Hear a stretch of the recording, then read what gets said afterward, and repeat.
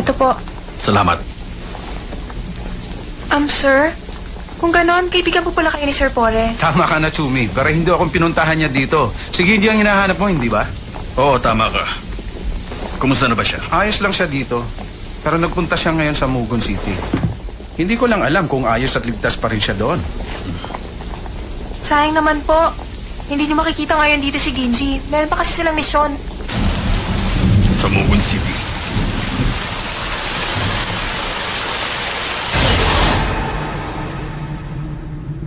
Ito na kaya ang labasan? Ngayon, ano na kayang mangyayari?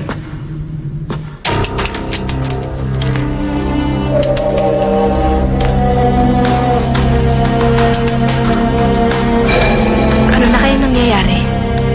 Kamusta na kaya sila? Shido? Anong nangyari sa'yo sa loob? Wala na akong panahon magpaliwanag. Maghanap ka ng doktor. At pakidalian mo lang. Pero hindi pa kalaban natin siya. Bakit mo siya ililigtas? Ito nga pala si Mishi. Kilala siya bilang Bloody Blood. At dati rin namin siya kasama sa Vaults. Kalaban nga natin siya, pero isa siyang kaibigan. Isa pa, naniniwala rin ako na hindi talaga siya masama. Shido?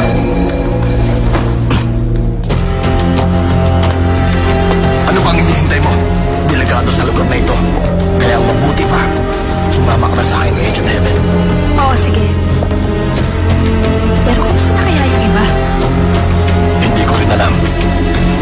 Hanggang ngayon, nakikipaglaban pa doon sa loob si Kazuki. Lumalaban? Nandun si Jubei. Dati rin siyang miyembro ng Vaults. Magaling siya. Kahit naging miyembro siya ng Vaults, hindi siya mananalo kay Kazuki. Dahil hindi lang naman isang ordinaryong Vaults si Kazuki. Isa siya sa Four Kings. Pero hindi yung ganun kasimple. Dahil bago pa man mabuo ang Vaults, pumapangalawa na si Jubei sa gang ni Kazuki na tinawag ng Elegance. Pumapangalawa siya noon kay Kazuki, hindi dahil sa kakayahan niya, kundi dahil sa kagustuhan niyang maprotektahan si Kazuki.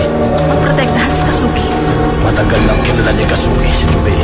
Magkaibigan na sila bago pa sila mapunta sa Mugon. Pero kung ganon, bakit kailangan pa nilang maglaban ngayon? Hindi ko rin alam, pero kilala ko si Jubei. Handa siyang isakripisyo ang buhay niya. May paglaban ang paniniwala niya. Ganon si Jubei, kaya mahirap siyang kalaban.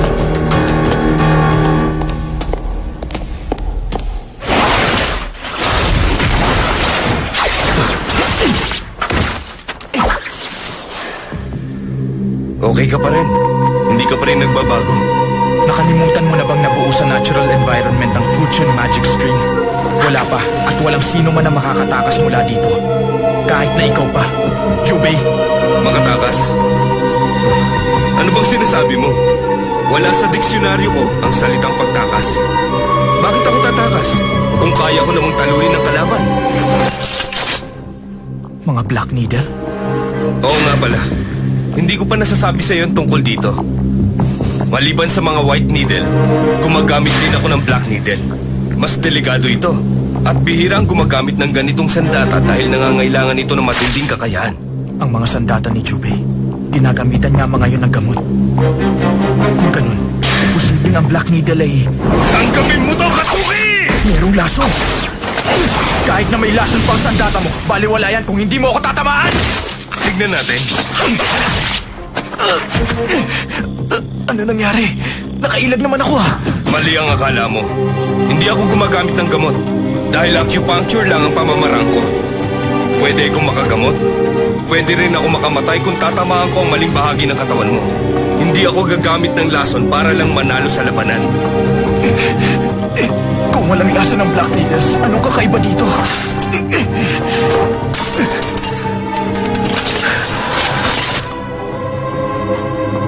Kung ganun pala, ang Black Needles ay... Naiintindihan mo na ba? Ang mga Black Needle ay gawa sa Black Magnet na matatagpuan sa ilalim ng Fuji. At nakokontrol ng mga ito gamit ang Taiji Stone. Nangangailangan ng matinding kakayahan para makontrol ng isang tao ang Black Magnetic Needle. Kaya kontrolado ko ang labanang ito. Wala ka nang magagawa pa. Garden Balsam!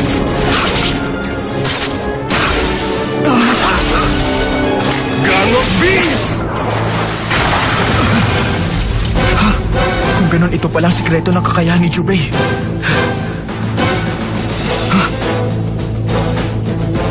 Bakit ganito?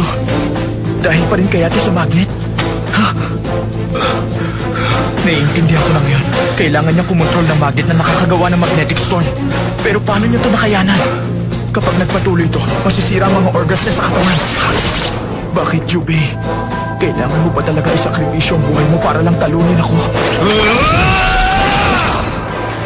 Form of spiral!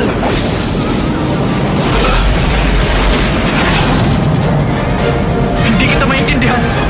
Ano ba talaga ang dahilan na tinutulungan mo si Makubex? At bakit kailangan mo ba isakripisyo ang buhay mo? Kazuki! Kailangan mo itong maintindihan!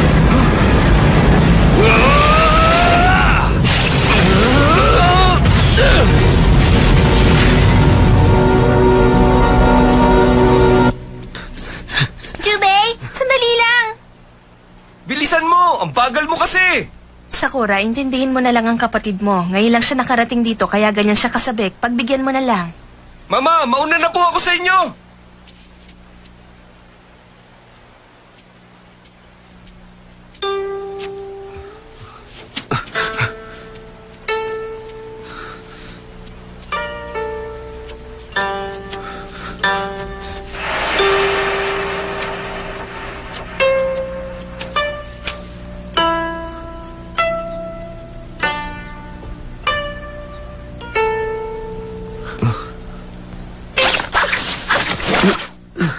Sino ka at anong ginagawa mo rito? Ako si Jubei. Kakei Jubei. Ah, ganun ba? Ikaw pala ang tagapagmana ng mga kaki. Pasensya ka na ha. Ang akala ko kasi kanina isa ka magnanakaw eh. Kung ganun, magmula ngayon ikaw na magiging doktor ko. Ikinagagala kitang makilala. Ako si Kazuki. Ikaw si Kazuki? Kung ganun, ang ibig palang sabihin, isang babaeng tagapagmana ng Fuchon? Mali ka, lalaki ako. Ha? Nakasuot lang ako ng kimono dahil nakasanayan na sa pamilya namin ang pagsusuot nito habang tumutugtog ng guzeng. Ang mga batang wala pang 15 taon. Mukha lang akong babae pero lalaki ako. Pasensya ka na kung napagkamalang kitang babae. Ayos lang.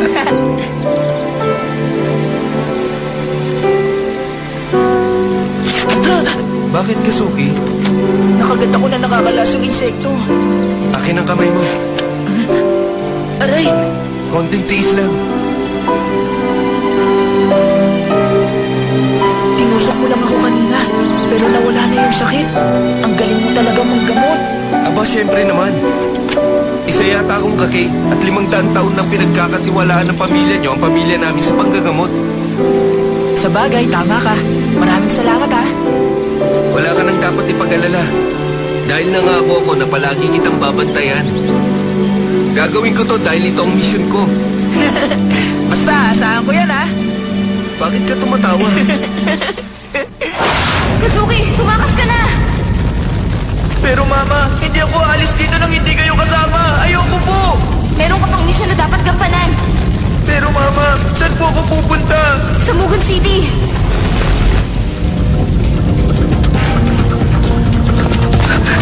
Si Mama. Patawad, Kazuki. Kasalanan ko ito. Wala akong lakas para pagtanggol ka. Pero Jubei, kailangan ko itong gawin. Kailangan ko maging malakas. Kailangan kitang protektahan dahil yun ang mission ko.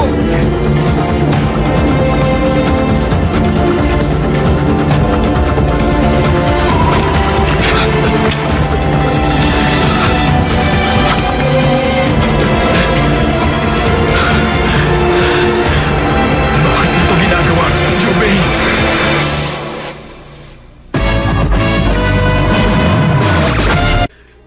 Tinutulungan mo si Makubex pero alam mo ba ang ginagawa niya? Gumagawa siya ng atomic bomb. Hindi lang Mugen City ang mapapahamak, kundi ang buong Tokyo. Oo, alam ko yon. Pero bakit hindi mo siya pinipigilan? Para sa kinabukasan natin. Ano? Para sa kinabukasan? Ganun na nga. Malapit na si Makubex sa taas ng Mugen. Malapit na rin niya marating ang lugar ng Mugen na hindi pa naabot. Alam na niya ngayon ang sikreto ng Babylon.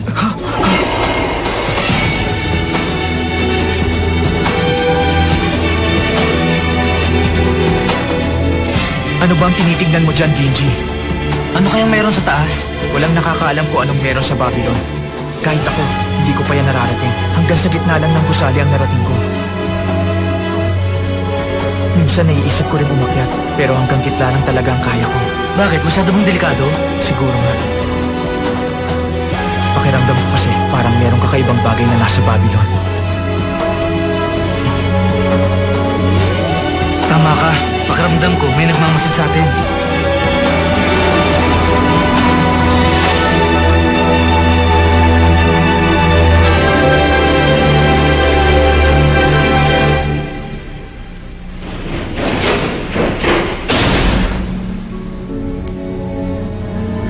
Iniwan na tayo ngayon dito ng Thunder Emperor.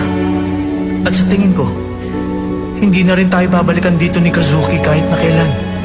Ako, Bex. Hindi bale na. Ayos lang sa akin kahit na iniwan na nila tayo dito sa Mugon City. Dahil naniniwala ko na dito lang tayo sa Mugon City maaaring mabuhay. Ako, Bex. Ngayon, Jubei, sa wakas naiintindihan ko na rin ngayon ang lahat. Alam ko na ang katotohanan tungkol sa Mugon City. Kontrolado ng Babylon ang lahat ng nangyayari sa mga tao at sa mga bagay sa Mugon City. Wala tayong kalayaan. Kagustuhan ng Babylon ang mga nangyayari sa atin sa lugar nito. Oh? Hindi ko akalaing ganun pala. Ang buong akala ko pa naman dati, dito sa Mugon, walang sino mo na makakapagpasunod sa atin at malaya tayong gawin ang gusto natin. Pero imposible ang sinasabi mo. Tatanungin kita, sabihin mo sa akin kung bakit nandito ka ngayon. Huwag mo sabihin nagkataon lang.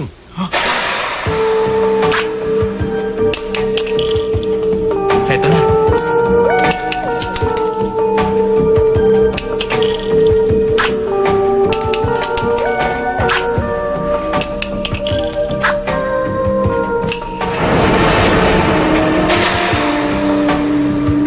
Kahit na ang isang ordinaryong dice, wala ring kalayaan. Ang kaligayahan at kalungkutan, ang pagkabuhay at kamatayan, ang lahat ng yun ay kontrolado ng isang halimaw na tinatawag na Babylon. Kung wala ka namang kalayaan, masasabi mo pa bang buhay ka? Jubei. Kazuki! Sabihin mo sa akin ang totoo. Umalis ka ba sa Mugon dahil alam mo ang tungkol dito? Jubei.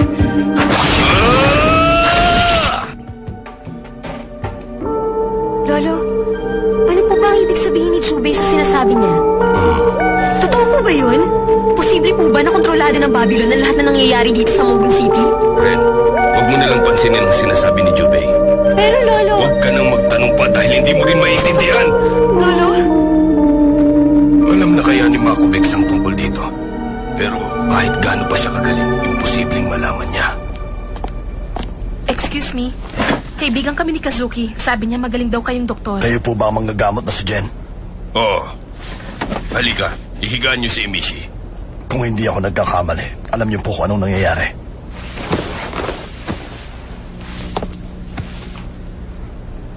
Kumusta po siya? Medyo delikado ang lagay niya. Ren, humanda ka. Opo.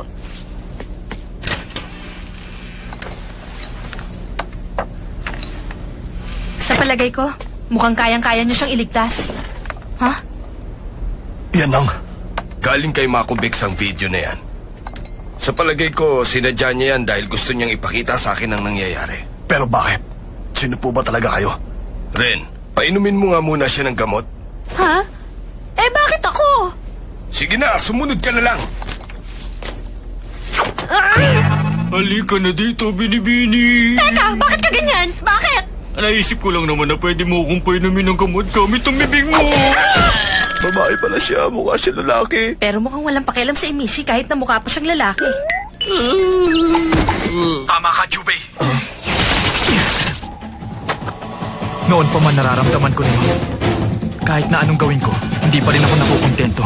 Pakiramdam ko may kulang sa Mugon City. Hindi ko nagagawa ang gusto ko dahil parang may kumukontrol sa akin. Kaya nga gusto kong marating ang taas ng Mugon. Dahil pakiramdam ko, nandun ang kasagutan. Naiintindihan ko, Jubei. Balak ni Mako Bex na gumawa ng atomic bomb para makuha niya ang kalayaan. Handa niyang sirain ang lahat. Pero hindi tama ang ginagawa niyang to.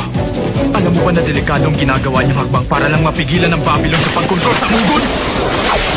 Alam ni Mako Bex na pwedeng makuha ng Mugon City ang kalayaan. At naniniwala ako sa kanya. Pero mali ka! Dahil hindi magtatagumpay ang binabalak ni Mako Bex. Ang Rainy Attack! Rainfall! Black Needle!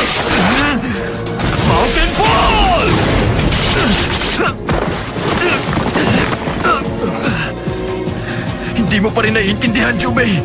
Hindi mangyayari ang gusto niyong mangyari. At kahit si Makobex, alam yun. Ano ka mo? Alam mo bang totoong pinaplano ni Makobex? Ginagawa niya ang lahat ng ito dahil gusto niyang sirain ang Mugon City. At siya na ang magkakaroon ng karapatan para sa final judgment. Ano bang sinasabi mo? Isipin mo to. Kung meron mang kumokontrol sa lahat ng mga nangyayari sa paligid natin, yun ang Babylon. At maikukumpara natin ang kapangyarihan ng Babylon sa kapangyarihan ng Diyos. Hindi na kailangang humingi ang Diyos ng tulong sa tao bago siya magdesisyon. Dahil kaya naman niyang sirain ang lahat. Kung natatandaan mo, nasusulat sa lumang tipan ng Biblia na pinarurusahan ng Diyos ang mga taong sumusuway sa Kanya sa pamamagitan ng kamatayan. Ganon din ang Babylon dito sa Mugon. Kaya niyang tapusin ang lahat ng buhay ng nandito nang para lang pumindot ng isang reset button! Walang sino man ang makakaligtas. Dahil wala namang Noah's Ark dito sa Mugon City!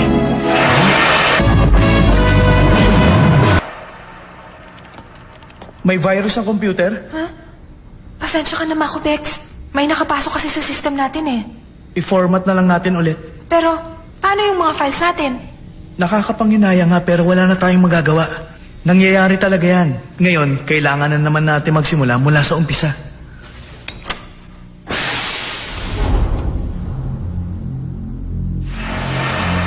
Matalino si Makobex.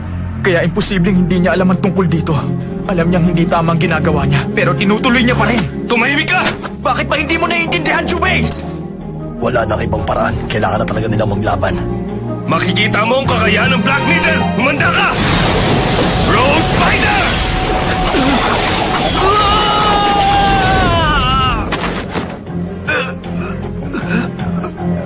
Napakarami nang tumama sa'yo pero nakakagalaw ka pa rin. Magaling ka talaga. Wala ka nang dapat ipag-alala. Dahil nangangako ko na palagi kitang poprotektahan. Gagawin ko to dahil ito ang misyon ko. Basta, saan ko yan ha? Sayang naman kung hindi natin maibabalik ang dati nating samahan. Wala ka nang magagawa pa laban sa akin. Gusto kitang tulungan. Hindi na maibabalik ang dati.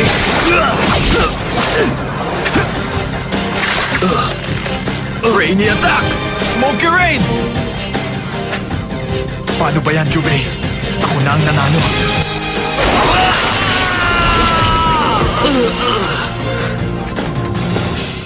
Sige na. Tapusin mo na ako, Kazuki. Dahil pagsisisihan mo kung bubuhay mo pa ako. Mula pa ng mga bata tayo, ikaw na ang tinuturing ko na matalik kong kaibigan. At hindi pa rin yan nagbabago. Katulad ka pa rin pala ng dati. Masyado ka mabait!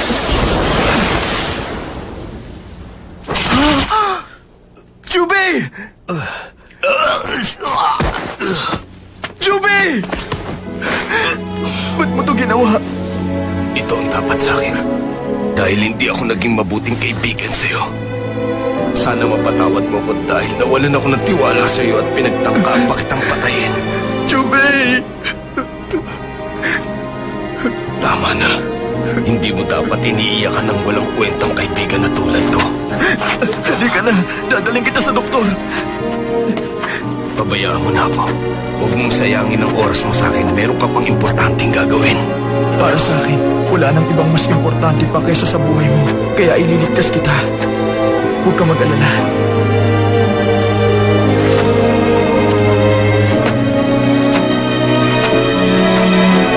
At isa pa, naniniwala ako sa kakayahan nila. Alam kong kaya nila si Makobex. May tiwala ako sa Getbackers. Bakit, Dr. Jackal? Hindi mo ba gusto rito? Masyado kasing tahimik? Tama ka. Naiinip kasi ako sa lugar na to. Kaya mas maganda siguro kung magsisimula na tayo. Naiinip ka? Panoorin mo na lang muna to para malibang ka. Ito ang... Gusto kong makita mo to. Panoorin mo ang laban nila. Sigurado kung magugustuhan mo ito. Ano ang masasabi mo, Dr. Jackal? Ikaw ang taksil sa grupo. Ikaw ang Judas.